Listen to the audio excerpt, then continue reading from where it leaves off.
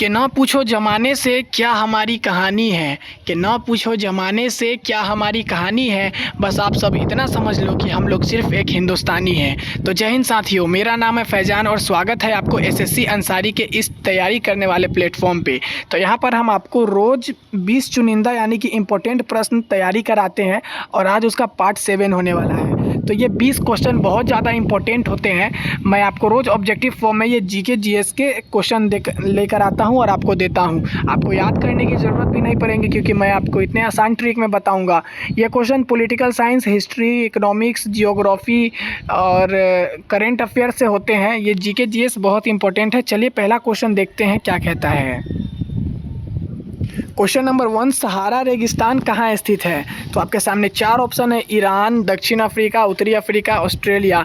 तो सहारा रेगिस्तान उत्तरी अफ्रीका में स्थित है। Option number C will be the correct answer.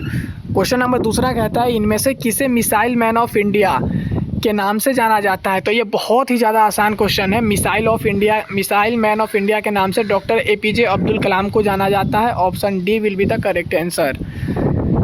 तीसरा क्वेश्चन कहता है, Tata institute of fundamental research कहाँ स्थित है? तो Tata institute of fundamental research centre Mumbai में स्थित है। Option number A will be the right answer. अब चौथा क्वेश्चन देखते हैं, अंतर्राष्ट्रीय श्रम संगठन की स्थापना कब हुई थी? तो अंतर्राष्ट्रीय श्रम संगठन की स्थापना 28 जून 1919 को हुई थी। Option number C will be the correct answer. पांचवा क्वेश्चन क्या कहता है, इनमें से किसे आर्थिक विज्ञान के लिए नोबेल पुरस्कार से सम्मानित किया गया था? तो आर्थिक विज्ञान को नोबेल पुरस्कार के लिए अमर्त्य सेन को सम्मानित किया गया था। Option number B will be the correct answer. आपको इसी से एक मिलता जुलता क्वेश्चन बताना है कि अमर्त्य सेन को नोबेल पुरस्कार किस वर्ष दिया गया था। ये आपके लिए होमवर्क रहेगा जो आपको कमेंट में बताना है। बढ़ते हैं अगले क्वेश्चन की तरफ। भारतीय राष्ट्रीय कांग्रेस के अधिवेशन में भारतीय राष्ट्रगान पहली बार किस वर्ष गाया गया था?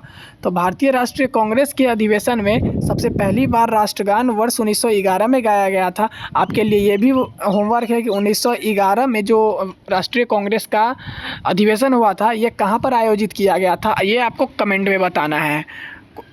सातवां क्वेश्चन कहता है कि चंद्रमा पर उतरने वाला पहला अंतरिक्ष यान कौन सा था? तो अगर आप सोच रहे हो कि चंद्रयान 4 या फिर चंद्रयान 3 आप ढूंढ रहे हो तो आप बिल्कुल गलत हो। यहाँ पर अपोलो 11 सबसे पहले अंतरिक्ष यान पर गया था चंद्रमा पर। आठवां क्वेश्चन देखते हैं, नृत्य शैली छड़ी। नृत्य शैली जो छड़ी है वो किस राज्य की उत्पत्ति है, यानी कि किस राज्य में ये छड़ी नृत्य किया जाता है? तो option number C, Himachal Pradesh में छड़ी नृत्य किया जाता है। C will be the correct answer. Come back to next question, स्वतंत्र भारत के पहले गवर्नर जनरल कौन थे? तो यहाँ से कुछ डाउटफुल क्वेश्चन पैदा होते हैं। जैसे यहाँ पर पूछ रहा है स्वतंत्र भारत के पहले गवर्नर जनरल कौन थे? तो जब भारत को आज़ादी मिली उस समय अंग्रेज गवर्नर थे लॉर्ड माउंटबेटन। तो भारत के स्वतंत्र होने के बाद भी 1 साल तक लॉर्ड माउंटबेटन ही गवर्नर जनरल थे। उसके बाद फिर पहले भारतीय गवर्नर जनरल जो थे उनका नाम मतलब सी राजगोपालाचारी था, वो वायसराय थे। भारत के पहले भारतीय वायसराय, स्वतंत्र भारत के पहले वायसराय सी राजगोपालाचारी थे। यहाँ पर क्वेश्चन पूछ रहा है स्वतंत्र भारत के पहले गवर्नर जनरल कौन थे? Lord Mountbatten. B will be the correct answer. 10वां क्वेश्चन कहता है, भारत की संविधान सभा की पहली बैठक कब आयोजित की गई थी? तो 9 दिसंबर 1946 को संविधान सभा की पहली बैठक आयोजित की गई थी। A will be the correct answer. Come back to next question. Question number 11, SAARC के सदस्य देशों की संख्या कितनी है? तो सार्क में कुल 8 सदस्य देश है। Option number A will be the correct answer. Michael O'Dwyer की हत्या किस भारतीय क्रांतिकारी ने की थी? तो माइकल ओ डायर की हत्या उधम सिंह ने की थी। माइकल ओ डायर वही व्यक्ति है जो पंजाब के अमृतसर के जालियांवाला बाग में गोली चलाने का आदेश जनरल ओ डायर ने दिया था। इसी को उधम सिंह ने लंदन जाके गोली मारी थी। Option number C will be the correct answer. 13वां क्वेश्चन कहता है कि भारत इथेनॉल उत्पादन में विश्व स्तर पर कितने स्थान पे है? तो भारत का इथेनॉल उत्पादन में 3रा स्थान है। Option number C will be the correct answer. 14वां क्वेश्चन है, निम्नलिखित में से कौन सा देश मुख्य रूप से गन्ने से इथेनॉल का उत्पादन करता है? यहाँ पर आपको बताना है वैसे देश का नाम जो गन्ने से इथेनॉल बनाता है, वैसा देश ब्राज़ील है। Option number B will be the correct answer. 15वां क्वेश्चन, बिहार सरकार ने किन जानवरों के आतंक से निजात पाने के लिए उन्हें मारने की अनुमति दी है? यानी कि बिहार गवर्नमेंट ने किस जानवर को मारने की अनुमति दी है? तो ऑप्शन नंबर यहाँ पे सी देख लीजिए, नीलगाय और जंगली सुअर। यहाँ पर जो नीलगाय और जंगली सुअर देखने को मिल रहा है ये बिल्कुल करेक्ट हो जाएगा। 16वां क्वेश्चन है, बिहार में नीलगाय और जंगली सुअरों द्वारा फसल को नुकसान पहुंचाने पर वन विभाग किसानों को प्रति हेक्टेयर कितना मुआवजा देता है? तो वन विभाग किसानों को प्रति हेक्टेयर 50,000 रुपये मुआवजा देता है। B will be the correct answer.